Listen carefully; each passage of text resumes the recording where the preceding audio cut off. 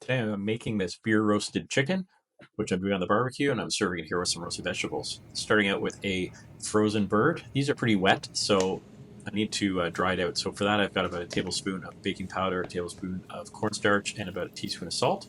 And after towel drying the bird, I'm going to rub this mixture all over the outside of the chicken and let it dry out on a rack in the fridge for a couple of hours. You can do that overnight if you like, but this will get a nice crispy skin, and certainly it pays off. So that goes into the fridge, and now a couple hours later I'm going to put some fresh rosemary in the cavity, and I've got a lemon here which I'm going to poke a few holes in with a knife, and that will also ensure a nice juicy bird. So that goes into the cavity as well. We seal it up just by using some of the extra skin, and then this is ready to go onto the barbecue. I've got a small condo-sized barbecue here, so it still fits. I'm going to use a drip pan on one side, and that is where the chicken is going to go. So you'll see how I do that here. We got a drip pan in there, it fits underneath the grates, and into that I am pouring a can of beer. And throughout the cooking process, I added some more water about halfway through because it was starting to evaporate. So you want to make sure the liquids stay in there, and that also reduces any smoking. So I put the left-hand side on high and the right-hand side on low, and that'll keep my barbecue to about 350, 375 degrees. You can adjust yours as required.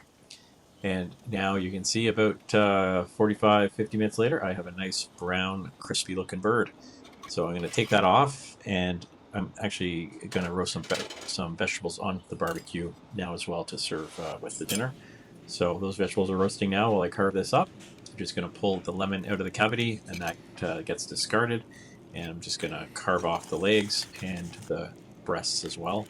And the carcass then will make a great stock. So here, just to serve it, I'm going to slice this up. And you can see how it's quite juicy, which is great.